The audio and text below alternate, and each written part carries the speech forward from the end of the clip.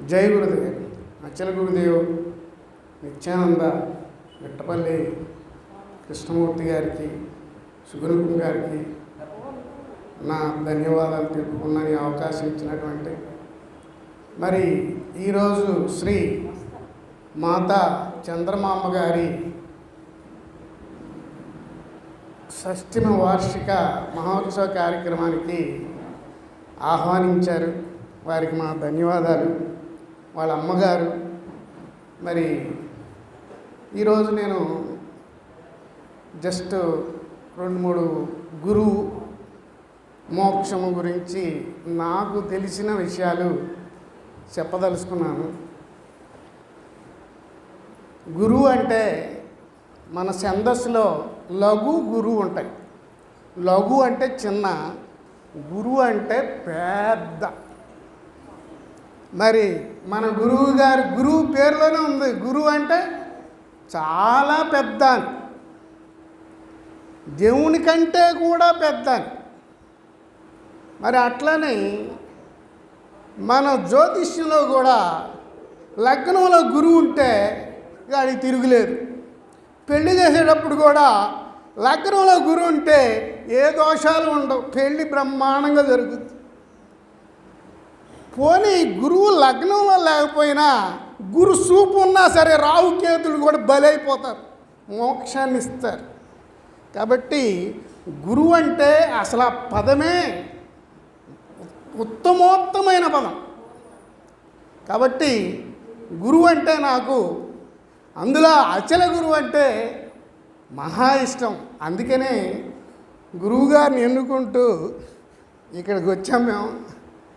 మరి ఇక మోక్షము అంటే ఎలాంటి మోక్షం అంటే ఏంటి, మనకి ఎలాంటి మోక్షం కావాలి, గురువుగారు మనకి ఎలాంటి మోక్షం ఇస్తారు అంటే మోక్షాల్లో కూడా రకాలు ఉంటాయా చూద్దాం. నాకు తెలిసినటువంటి కొన్ని విషయాలు చెప్తాను.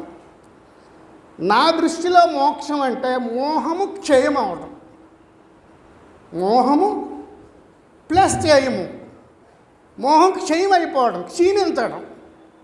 మోహం అంటే ఏమీ లేదు, నాది నీది. సమస్యలు ఎక్కడున్నాయండి? ప్రతివాడికి సమస్యలు ఆయన సంసారంలో ఉన్నాయా, ఆయన ఇంట్లో ఉన్నాయా, ఆయన బయట ఉన్నాయా? ఎక్కడున్నాయి? ఎక్కడా లేవు, నీ బుద్ధి గృహలోనే ఉన్నాయి. అన్నీ దాచుకుంటున్నావు, రోజు పెంచుకుంటున్నావు, కట్లు బస్తాలు నింపుతున్నావు బుద్ధి గృహలో. ఆ గృహలో నుంచి క్షయం చేయాలి. ఆ క్షయం చేస్తేనే మోక్షం వస్తుంది. కానీ నువ్వు బయట ఎన్ని చేసినా ఏం చేసినా నీ బుద్ధి గృహలో ఉన్న వాసనాక్షయాన్ని తీసేయపోతే అది మోక్షమే కాదు. మోక్షం అనుకుంటాం కానీ మోక్షం కాదు, మోక్షం. ఇక ఎలాంటి మోక్షం కావాలి మనకి? ద్వైతము మోక్షం కావాలా, విశిష్టాద్వైత మోక్షం కావాలా, అద్వైత మోక్షం కావాలా, అసల సిద్ధాంతం ప్రకారం మోక్షం కావాలా? ఇక్కడికి మనం ఎందుకు వచ్చి? ద్వైతం ఏం చెబుతుంది? దేవుడు వేరు, జీవుడు వేరు. జీవుడు ఎప్పుడు దేవుడిలో కలవలేడు. దేవుడు వేరు, దేవుడు ఒక్కడే సర్వోన్నతుడు, జీవుడు సేవకుడు.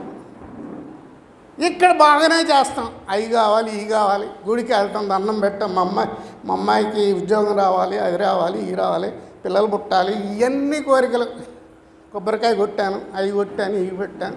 ఆయన సర్వోన్నతుడు అని భయంతో చేస్తాం, సేవ చేస్తాం బాగానే. ఇక్కడ ఇక్కడ వదిలేస్తాం స్వామి. అక్కడ ఇహలోకంలో నాకు అక్కడ నీ ఊళ్ళో నీ వైకుంఠంలో నాకు ఒక పెద్ద ఫ్లాటు, గేటెడ్ కమ్యూనిటీలో ఫ్లాటు, రోజు నీ సేవ చేసుకుంటా అక్కడ. అలాంటి మోక్షం కావాలా మనకి? ఇక్కడ వదిలేసాం సార్, అక్కడికి వెళ్దాం, అక్కడ ఇస్తారేమో అడుగుదాం. ఎందుకని? నేను నీలో కలవలేను కదా. నువ్వు దేవుడు, నేను జీవుడు, నేను ఎప్పుడు కలవలేను. జీవులే, దేవుడే. ఆయన సర్వాంతుడి సేవకుడు. ఏడా చేసాం ఆడా చేస్తాం. ఎప్పుడు అట్టుందా మన ఇద్దరం? ఎంతకాలం ఉంటామా అక్కడ? అది ఒక భ్రాంతి. ఆ కోరుకున్న కొంతకాలం ఆ భ్రాంతిలో ఉంటాం అక్కడ. అదే స్వర్గం అంటాం, ఇంకోటి అంటాం, పేర్లు పెడతాం. అది ద్వైతం. అది మధ్వాచార్యులు ప్రతిపాదించింది ఫస్ట్. అది 10th క్లాస్ లెవెల్. ఆ సిలబస్ అంతా మోక్షం అంతా కూడా 10th క్లాస్ లెవెల్. ఇక రెండోది విశిష్టాద్వైతం. ఇదేంటంటే దేవుడు ఒక్కడే, జీవుడు జగత్తు అతనిలోని భాగాలు, ఆయన ఆస్తులు. అది విశిష్టాద్వైతం. ఇది రామానుజాచార్య గారు. ఇది ఓన్లీ విశిష్టాద్వైతము విష్ణు పదము నుంచి పుట్టింది. విష్ణు అంటే అంతటా సర్వం. విష్ణు అనే పదం ఏంటి? అంతటా తానే ఉన్నాడు, అతనే దేవుడు, మిగతా అన్నీ అతని భాగాలు, జీవుడు జగత్తు అన్నీ. ఇక నారాయణ అక్కడ కూడా వాళ్ళు చెప్పేది ఏంటి? రామానుజాచార్యులు చెప్పేది ఈ గుళ్ళు, జై శ్రీరామ్, బీజేపీ, ఇవన్నీ కూడా విశిష్ట అద్వైతము. ఆర్ఎస్ఎస్లు ఇవన్నీ విశిష్ట అద్వైతం కింద వస్తాయి. జై శ్రీరామ్, మనం కూడా జై శ్రీరామ్ అన్నాం, లేకపోతే కొడతారు బయట. అది కూడా అనాలి మరి. అది డిగ్రీ కాలేజీ సిలబస్, అది డిగ్రీ పీజీ సిలబస్ అది.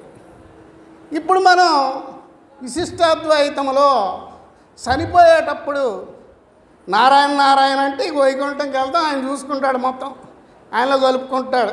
సినిమాలో చూపిస్తారు చూడండి, అన్నమాచార్యది ఆత్మ వెళ్ళి విష్ణువులో కలవటం, ఇంకోటి. అంటే జీవుడు బ్రహ్మ ఐక్యం ఉంది ఇక్కడ. అంటే ఈయన వేరు ఆయన వేరు, ఇది వెళ్ళి ఆయనలో కలిసింది. ద్వైతంలో కలవ అసలు ఎప్పటికీ పుట్టడమే, జీవులు పుట్టడమే ఉంటాం, రిపీట్ అవుతూనే ఉంటాం. అది భ్రాంతి, ఇది భ్రాంతి. ఇలాంటి మోక్షం కావాలా? చనిపోయేటప్పుడు నారాయణ అంటాం జాత కాకపోతే నార ముక్క తీసుకొస్తారు.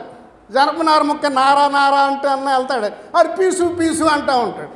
నారా అనలేడు, ఎందుకని అప్పుడు గుర్తు రాదు, నారాయణ అనే పదం గుర్తు రాదు. మరి ఇక్కడ కూడా వాళ్ళకి కూడా ద్వాదశి మంత్రం ఉందండి. మనలాగనే వాళ్ళు కూడా మాది ద్వాదశి మంత్రమే అంటారు. ఏంటిది అది?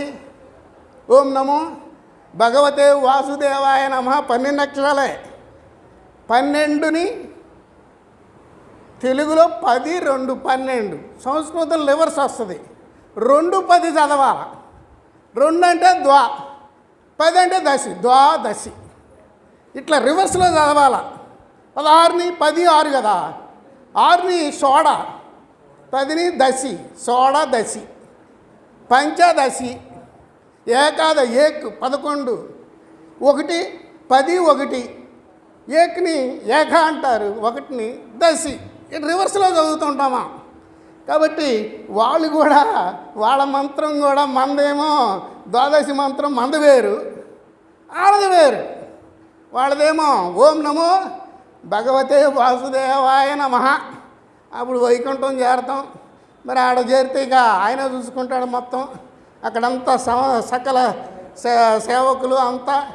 మరి అలాంటి మోక్షం కావాలా మనకి? ఇక అద్వైతం ఉన్నది. ఇదేంటంటే సూపర్ కాన్షియస్నెస్. అంతా నేనే ఉన్నా, అహం బ్రహ్మాస్మి. అంటే జీవుడు దేవుడు ఒక్కటే, ఇద్దరూ ఒకటే, ఇద్దరే ఒకటై ఉన్నారు జగత్తు కూడా. ఇది అద్వైతం, శంకరాచార్యులు ప్రతిపాదించింది. ఇది చాలా వరకు మనకు ఆల్మోస్ట్ పీజీ కోర్స్ చేసినట్టే. దీనికి రావాలి మనం అచలంకి. అంటే ఏంటి? ఈ అద్వైతంలోకి వచ్చాము అంటే జీవ బ్రహ్మైక్యం ఈజీగా జరిగిపోతుంది. వేదాలు ఇక్కడ, వేదాలు ఉపనిషత్తుల యొక్క భగవద్గీత, ఈ అద్వైతానికి మూలం గ్రంథాలు భగవద్గీత, ఉపనిషత్తులు, బ్రహ్మసూత్రాలు, గురుగీత, ఇవన్నీ కూడా అద్వైతంలో బాగా విస్తృత పొందిన శంకరాచార్యులు గారు స్థాపించింది. దీనికి మనం వస్తాం. ఇది ఒక స్టేజ్. ఈ అద్వైతం ద్వారా ఎక్కడ చేరుకుంటామంటే మనం సహస్రారం. ఈ సహస్రారం చేరిన వాళ్ళు గోకులము అంటారు. మనదే కులము? గోకులం. సహస్రారం చేరితే ఆడి గోకులవాసి, గోకులం నుంచి వచ్చినాడని అర్థం. ఇప్పుడు శ్రీకృష్ణుడు గోకులవాసి అని ఎందుకన్నారంటే సహస్రార చక్రము నుంచి విష్ణువు అటు విష్ణు అంశ ఇటు గోకుల అంశ రెండిటితో కలిపి పుట్టాడు. పుట్టేటప్పుడు కూడా అందరి పుట్టుకు కాదైంది, మాయలో పుట్టలా, ఉమ్మ నీరులో నుంచి రాలా ఆయన బయటికి. అందుకనే ఆయన జగద్గురువు అయ్యాడు. ఉమ్మ నీరులో వచ్చిన వాళ్ళు జగద్గురువులు అవ్వలేరు. అది మాయ, ఉమ్మ నీరు అంటేనే మాయలో నుంచి మాయను జయిస్తూ వచ్చాడు. కాబట్టి ఆయన రాజుగా ఉన్నప్పుడేమో విష్ణు అవతారంలో ఉంటాడు, గోపికలతో ఉన్నప్పుడు గోకుల అవతారంలో ఉంటాడు. గోకులం అంటే ఆనందమే. మన సార్ గారు పెట్టుకున్నారు కదా, ఈయన పేరు ముందేముంది? నిత్య ఆనంద గోకులవాసి, నిజానంద గోకులవాసి. గోకులవాసి అయితేనే ఆనందం అనే పేరు పెట్టుకోవాలి. గురువులందరూ పెట్టుకున్నారంటే వాళ్ళు గోకులవాసులే నా దృష్టిలో. ఏం సార్? అలా ఈ గోపికలందరూ కూడా గోకులం నుంచి వచ్చారు. మనది ఏ కులం అంటే గోకులము, సహస్రారము చేరిన కులం ముందు. దాన్ని కూడా దాటాలి. అంటే సూపర్ కాన్షియస్నెస్ అంటాం అద్వైతం అంటే. అఖండ ఎరుక స్థితికి వెళ్ళటం. దాన్నే మన వేదాలు ఏం చెప్తున్నాయంటే, ఋగ్వేదం ప్రకారము ప్రజ్ఞానం బ్రహ్మ, యజుర్వేదం ప్రకారం అహం బ్రహ్మాస్మి, సామవేదం ప్రకారం తత్వమసి, ఇక యజుర్వేదం ప్రకారము అయాత్మ బ్రహ్మ.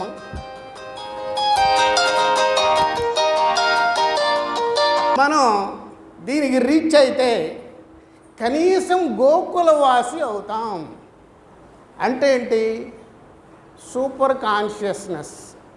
ఎరుకకి 4 స్టేజీలు ఉన్నాయండి. ఎరుక అంటేనే భ్రాంతి, లేని ఎరుక అని చెబుతాం మన సిద్ధాంతం ప్రకారం.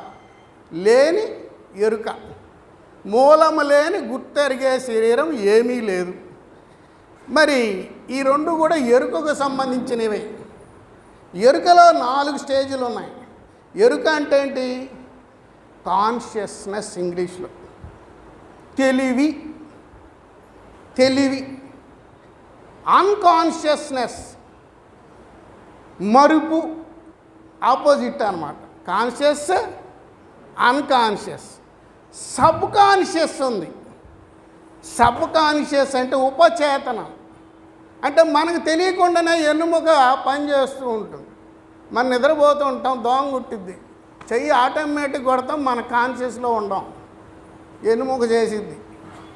మనం డ్రైవింగ్ నేర్చుకున్నాం. నేను స్కూటర్ నేర్చుకునేటప్పుడు లేదా కారు నేర్చుకునేటప్పుడు ఎంత కాన్షియస్గా ఉండాలి, ఎవడొస్తున్నాడు, అటు వస్తున్నాడు, ఇటు వస్తున్నాడు, ఇటు వస్తున్నాడు అని కాన్షియస్ స్టేట్లో ఉండి వెళ్తుంటాం. ఇప్పుడు సబ్ కాన్షియస్లో వెళ్ళిపోతాం. ఇటే ఫోన్ మాట్లాడుతుంటే ఇటు డ్రైవ్ చేస్తుంటాం, 2 పనులు చేస్తుంటాం. అష్టావధానులు శతావధానులను ఉన్న రాళ్ళు అయితే మరీ చెప్పమని లేదు, సబ్ కాన్షియస్ స్టేట్లో ఉంటారు.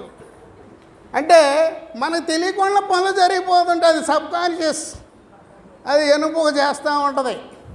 ఇక సూపర్ కాన్షియస్, అఖండ ఎరుక, అంతా తెలివే, తెలివి. సహస్రారం చేరితే అఖండ తెలివి. అదే మనం తుర్యములో చేరుకోవటం అంటాం. మరి దాన్ని దాటితే కానీ అచలము రాదు. మరి ఈ అఖండ ఎరుక నాటకం ఆడటానికి ప్లస్ మైనస్గా విడిపోతుంది. ఇక్కడ ప్లస్ ఉంటుంది, కిందకి మైనస్ వస్తుంది. ప్రోటాన్లు, ఎలక్ట్రాన్లు. ఇంకో భాషలో చెప్పాలంటే కిందకి దిగామా అమ్మవారు, మళ్ళీ ఇద్దరు కలిసారా అఖండ ఎరుక. అంటే ఇద్దరు ఇటు పాజిటివ్ నెగిటివ్గా విడిపోతేనే కాన్షియస్, సబ్ కాన్షియస్, అన్కాన్షియస్. నిద్ర, స్వప్నం కూడా సబ్ కాన్షియస్సే అవుతుంది. మరలా మనం అఖండ ఎరుక వెళ్ళాలంటే ఏం చేయాలి? ఈ మైనస్ కాస్త ప్లస్ని చేరాలి. అమ్మవారు అయ్యవారిని చేరాలి. అయ్యవారు ప్రధానంలో ఉంటారు, చలనం లేకుండా. ఎరుకే చలనము లేని ఎరుక, అమ్మవారు చలనము కలిగిన ఎరుక. వీళ్ళిద్దరు కలిస్తే అఖండ ఎరుక. అదే సూపర్ కాన్షియస్. ముందు అది స్టేట్ చేరినాక ఆ ఎరుకని ఎప్పుడైతే చేరతావో ఎరుకే భయపడి మన పారిపోయింది. గురువుగారి కృప ఒక్క చూపు చూస్తే అది పారిపోయి ఇక అచలాన్ని మనం చేరతాం. అంతేనా గురువుగారు? అది మన గురువు యొక్క గొప్పతనం, గురువులో ఉన్నటువంటి గొప్పతనం. మరి మనం ముందు సూపర్ కాన్షియస్కి చేరుకోవాలి. మరి కింద నుంచి పైకి చేరటానికి మనం గురువుగారు మరి 9 రోజులు మూలాధారము, స్వాధిష్టానం, మణిపూర చక్రాల ద్వారా మైనస్ని చెలించే వాటికన్నిటికీ అమ్మవారి పేర్లు పెడతారు. మీకు తెలిసిందే. నదులకి అమ్మవారి పేర్లు ఎందుకు పెడతారు? ఏ నదికైనా అయ్యవారి పేర్లు ఉంటాయా చెప్పండి? కృష్ణానది, గోదావరమ్మ, గంగానమ్మ, యమున, సరస్వతి, పార్వతి, ఇవే పేర్లు. ఎందుకని? చెలించే వాటికి. మరి కొండలు కథలు కాబట్టి మగవాళ్ళ పేర్లు పెడతారు, పురుష అని. మనలో కూడా 2 ఉంటాయి, కదిలేది, కదలంది. కదిలే బాడీ కదలంది, లోపల పశుపతాయ నమః. లోపల ఉన్న ఆయన పేరు, లోపల కదలకుండా ఉన్న అయ్యవారి పేరు పశుపతి. ఎవరన్నా ఎదురొచ్చారనుకో, వాళ్ళు ఎవరన్నా కానీ నమస్కారం పడండి పశుపతాయ నమః అంటే వాళ్ళ దోషాలేవి మనకు అంటుకో. కొంతమంది ఏంటి, భర్త చనిపోయినా ఎదురొచ్చింది, ఏదో జరిగిద్ది, అది ఎందుకు ఒక దండం పెట్టండి పశుపతాయ నమః అనండి, అయిపోయా.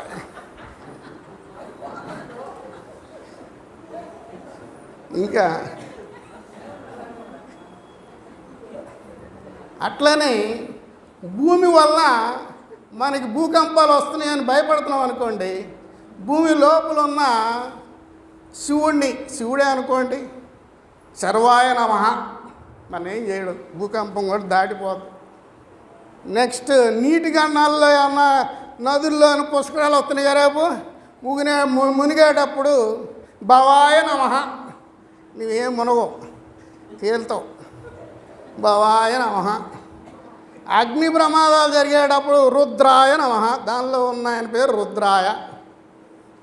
గాలి దుమ్ములు వస్తున్నాయి, మన నేను లేపుకొచ్చి ఆడో పడేస్తాం. మన ఉత్తరప్రదేశ్లో కారుతో సహా లేపి ఆడో పడేసింది.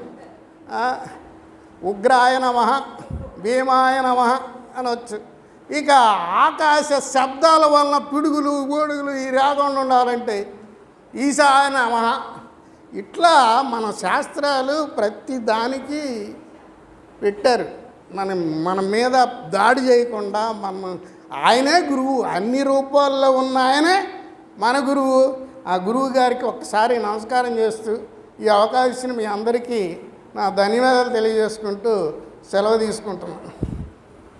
మరి ప్రతాప్ రెడ్డి గారు వారు మరి లెక్చరర్ కాబట్టి అంత ఫ్లూయెంట్గా మీకు అర్థమయ్యేట్టు చాలా చక్కగా చెప్పారు. మళ్ళా ఎరుక మరపు అనే దానికి కూడా, అంటే ఎరుక యొక్క 4 విషయాలను కూడా కాన్షియస్, సబ్ కాన్షియస్, అట్లా సూపర్ కాన్షియస్ అని అట్లా మనకి చాలా అర్థమయ్యేట్టు స్పష్టంగా చెప్పారు. అంటే సృష్టి ఎలా ఉంది అంటే మనకు ఒక్కొక్క మహాత్ముడు ఒక్కొక్క సందర్భంలో ఒక విధంగా చెప్పారు. సాధకుడు ఎలా లక్ష్యాన్ని చేరాలి అనే దానికి లోకంలో మతాలు ఉన్నాయి, ద్వైతం, అద్వైతం, విశిష్టాద్వైతం, శాక్తేయం, లేకపోతే సౌరం, గాణాపత్యం, ఇట్లా అనేకమైనటువంటి జైనం, బౌద్ధం, ఇట్లా చాలా మతాలు ఉన్నాయి.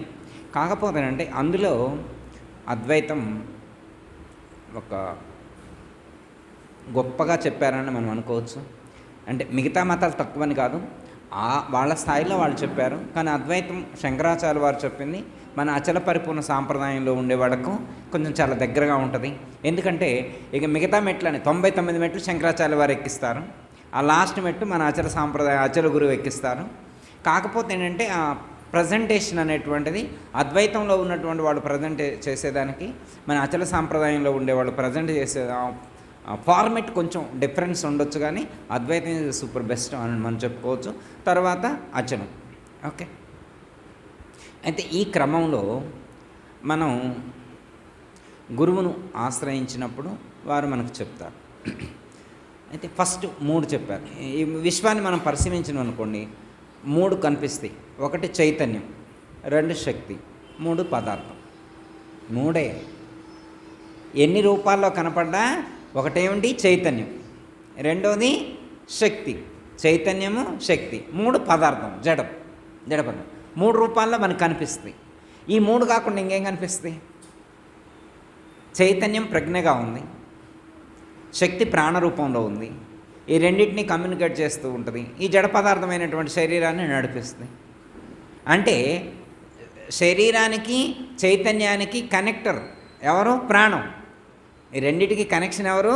ప్రాణం అనమాట. ఆ రెండింటిని లింకప్ చేసి ఉంచేటువంటిది. ఆ లింక్ తెగితే చైతన్యం పైకి పోయింది, ప్రాణం కూడా చైతన్యంతో వెళ్ళింది, కలిసి వెళ్ళింది. శరీరం ఇక్కడే ఉండిపోయింది. దానికోసమే మనకు కుండలిని సాధన, లేకపోతే ప్రాణాయామ సాధన, లేకపోతే తారకాయోగం అనేటువంటి దాన్ని మన సాంప్రదాయంలో ప్రవేశపెట్టడం అనేటువంటిది జరిగింది. అందుకే ఇప్పుడు వారు ఇందాక చెప్పారు కదా సాధన. మనం రేపు ఈ శ్రీ గురు నవరాత్రుల్లో కూడా సాధకుడికి స్థిరత్వం కలగటం కోసం చక్ర సాధన అనేటువంటిది చాలా దోహదం చేస్తుంది. ఎందుకంటే నాయనగారు జీవించడం ఉన్నటువంటి కాలంలో ఉన్నంత గొప్ప స్థాయిలో జ్ఞానం ఉంటే ఓకే. ఇప్పుడు మనకు అంత జ్ఞానం ఉందే లేదో తెలియట్లేదు. మనం ఎంతవరకు ఆచరించి ఎంతవరకు ముందుకు పోయినామో తెలియట్లేదు. కాబట్టి ఒక పర్ఫెక్ట్గా ఫౌండేషన్ వేసుకొని సాధన చేస్తే బాగుంటుందన్న ఉద్దేశంతో మనం ఈ సాధన విధానాన్ని ప్రవేశపెట్టడం అనేటువంటిది జరిగింది. అందుకే ప్రాణాయామ సాధన కూడా ఈ యొక్క ఆధ్యాత్మిక మార్గంలో మన సాంప్రదాయంలో చెప్పారు. ఒకటి సాంఖ్య విచారణ, రెండు తారక విచారణ, మూడు అమనస్కం, నాలుగు పరిపూర్ణ. ఇవి మనం పొందవలసినటువంటి ఈ యొక్క ఆశ్రమంలో మనం అచల గురువును ఆశ్రయించినప్పుడు ఆ గురువు ద్వారా మనం నేర్చుకోవలసినటువంటి పాఠాలు. మరి మనం వచ్చిన తర్వాత మనం ఎంతవరకు నేర్చుకున్నాం, ఎంతవరకు ఎన్నో, మనం ఎంతవరకు ముందుకు వెళ్ళినాం అనేటువంటిది ఇది ఒకళ్ళు చెప్పేది కాదు, మనకు అర్థమవుతుంటుంది. ఎవరైనా ఉపన్యాసం చెబుతున్నారనుకోండి, మనకు అర్థం కాలేదనుకోండి, అది వెళ్తున్నట్టు. అక్కడే మనం ఎక్కడ అర్థం కావట్లేదో అది నేర్చుకునేటువంటి ప్రయత్నం మనం చేయాలి. కొన్ని అన్నీ అర్థమవుతుంటాయి, ఎక్కడో ఒకటి అర్థం కాదు, ఎక్కడో ఒకటి అర్థం కాదు. ఆ అర్థం కాని దాన్ని పట్టుకునేటువంటి ప్రయత్నం చేయాలన్నమాట. ఓకే, సపోజ్ ఎగ్జాంపుల్ మీకు తెలిసిందే అనుకుంటా మనకు గుర్తు చేస్తాం. ఇప్పుడు జీవుడు ఇందులో ఉండడన్నారు. ఇప్పుడు పిండ బ్రహ్మాండములు రెండును, ఈ రెంటిలోని రెండహములు ఖండములు నాలుగు కూడి అఖండమ్మగు ఎరుక రూపు గణరామ తండ్రి. కందర్థం విన్నారు కమ్మా? పిండాండం, ఇందులో ఒక చైతన్యం ఉంది. బ్రహ్మాండం, అందులో ఒక చైతన్యం. మొత్తం ఎన్ని? 4. ఈ 4 కలిస్తే అఖండ ఎరుక అన్నారు. ఈ 4 కలిస్తే అఖండ ఎరుక అన్నారు. ఓకే, ఇప్పుడు ఇందులో చైతన్యం ఉందా లేదా? జీవుడో చైతన్యం. ఇప్పుడు ఇందులో నుంచి బయటికి వెళ్ళిందనుకో, ఏదో ఒకటి వెళ్తుంది కదా, వెళ్ళిందనుకో, అప్పుడు బ్రహ్మాండంలో ఉన్నటువంటి ఆ చైతన్యంలో కలుస్తుందా లేదా? ఇందులో ఉన్నది కలిసిందనుకో, కలిసిన తర్వాత అప్పుడు నీకు అది ఉన్నట్టు లేనట్టు తెలుస్తుంది. అక్కడ నీకు అంటే ఇప్పుడు గంగా నది వెళ్ళి సముద్రంలో కలిసింది,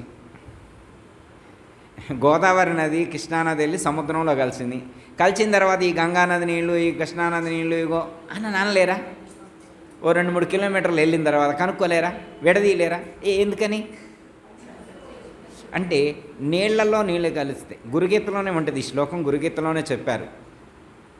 స్ఫటికం స్ఫాటికం రూపం అనేటువంటిది ఆ శ్లోకంలో చెప్పారు. మనకి రేపు నవరాత్రుల్లో అది కూడా చెప్పుకునేది ఉంది, అప్పుడు అయినా గుర్తు చేస్తాం.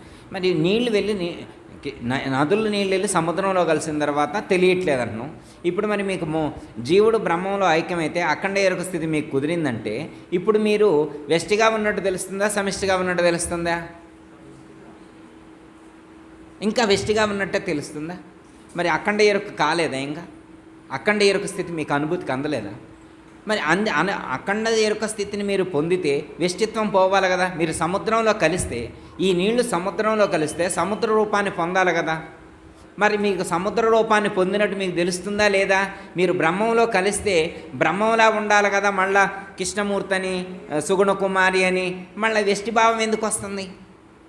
అంటే వెష్టిభావం వస్తుందంటే ఇంకా సమిష్టి భావం మీకు అనుభూతికి అందలేదు కదా.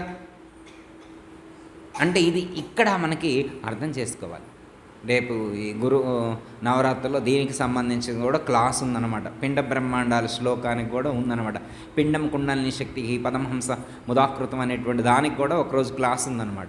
ఎందుకంటే ఇది ఎప్పటి నుంచో నాంతుంది. చాలామంది ఇంకా తెలిసిన వాళ్ళు చెప్పట్లేదు, కానీ రాత్రి కూడా దీని గురించి నేను ఒక పాయింట్ చెప్పాను అనమాట. బద్రీనాథ్ క్షేత్రంలో పిండం పెడితే ఇంకా వాళ్ళకి పిండ ప్రదానాలు చేయాల్సిన అవసరం లేదని చెప్పారంటే ఏది బ్రహ్మ కపాలం? కపాలం ఎక్కడుంది? బ్రహ్మం ఎక్కడున్నాడు? ఏ కపాలంలో బ్రహ్మం ఉన్నాడు? ఎక్కడ పిండాన్ని పడేస్తే మళ్ళీ పునరుత్పత్తి ఉన్నటువంటి పిండ ప్రదానాలు చేయాల్సినటువంటి అవసరం లేదన్నది మనకు వేరే ఎవరైనా చెప్పగలుగుతారా? ఈ ప్రపంచంలో ఎవరైనా చెప్పగలుగుతారా? మన గురువుగారు చెప్పారు. ఎంత ధైర్యం ఉంటే చెప్పాలి. వేరే ఎవరో పిండం పెడితే వాళ్ళకి తద్దినాలు పెట్టకుండా ఉంటాం కాదు, అది కాదు. నీ పిండాన్ని నువ్వే బ్రహ్మ కపాలంలో వేయాల. నీకు ఏదైతే నీ యొక్క బంధానికి మూలమైనటువంటి పిండం ఏదైతే మనదో ఆ పిండాన్ని పట్టుకెళ్ళి నువ్వు బ్రహ్మంలో కపాలంలో ఉన్న బ్రహ్మంలో వేసి కలపాలి. అప్పుడు నువ్వు ఇక తద్దినాలు నీకు తద్దినాలు నీ అనుకోని పెడితే ఏంటి, పెట్టకపోతేనే కండి, నీకు తద్దినంత అవసరం లేదు. ఇక పిండ ప్రధానాలతో నీకు అవసరం లేదు, అంటే కర్మకాండ చేయవలసిన అవసరం లేదని చెప్తున్నారు. ఓకే, ఎంత గొప్ప జ్ఞానం అమ్మ ఇది. ఇది మన అచల సాంప్రదాయంలోనే ఇంత గొప్ప జ్ఞానం మనకి సాధ్యమవుద్ది. చాలా క్లిష్టమైనటువంటి అంశాలను చాలా సులువుగా చెప్పారు. మన గురువుగారు ఏంటంటే చాలా క్లిష్టమైనటువంటి అంశాలు ఇవన్నీ ఎంత సులువుగా చెప్పారు. అర్థమైందమ్మా? మరి ఇంత గొప్ప జ్ఞానాన్ని ఇచ్చినటువంటి గురువులు వారు. అర్థమైందమ్మా? వారు చెప్పారు కదా సాధనని, జీవుణ్ణి బ్రహ్మంలో ఐక్యం, దాన్నే గోకులవాస అన్నారు. అంటే మనకి భాగవతంలో గోకులాన్ని గురించి వర్ణిస్తారు. శ్రీకృష్ణ పరమాత్మ అక్కడే నివసిస్తారు. శ్రీకృష్ణ పరమాత్మ ఎక్కడ ఉంటాడు? గోకులం అంటే ఏంటి? సహస్రారం. భాగవతంలో చెప్పిన గోకులం అంటే ఏంటి? సహస్రారం. ఇక అది తెలియదు వాళ్ళకి. గోకులం అంటే పైకి చూస్తారు. చాలామంది గోకులం అంటే ఏమంటారు? పైన ఉంటుందండి. అసలు పైన అంటే ఎక్కడ? ఇదే పైన, ఏడే ఇక్కడే ఉందన్నమాట. మనం కూడా గోకులవాసులం కావాలి. గోకులవాసులు అంటే మన గోకుల ప్లాట్ అక్కడ ప్లాట్లు తీసుకొని కాదమ్మా, అక్కడ నివసించడం కాదు. హైదరాబాద్లో గోకుల ప్లాట్లు ఉంటే అక్కడ కాదు, ఇందులోనే గోకులం సహస్రారంలోకి చేరాలా. మనం కూడా గోకులవాసులం అవ్వాలి. ఆ పైన అచలం, ఆ పైన అచలం. అర్థమైందమ్మా? ఆ స్థితిని పొందే విధానాన్ని మరి ప్రతాప్ రెడ్డి గారు చాలా చక్కగా వివరించారు. ఇప్పుడు అందరికీ జై గురు. మరిన్ని ఆధ్యాత్మిక రహస్యాల కోసం అచల బోధ, ఆత్మబోధ, భగవద్గీత, అలాగే పండుగల్లో దాగిన అర్థాలు, అంతరార్థాల కోసం మరియు యోగము, ధ్యానము మొదలైన అనేక ఆధ్యాత్మిక తెలుగు ప్రవచనాల కోసం క్రింద ఉన్నటువంటి రెడ్ కలర్ సబ్స్క్రైబ్ బటన్ను క్లిక్ చేయండి. అలాగే ప్రక్కనే ఉన్నటువంటి గంట సింబల్ను నొక్కండి. అలాగే ఈ వీడియో మీకు నచ్చినట్లయితే లైక్ చేయండి మరియు షేర్ చేయండి. జై గురు.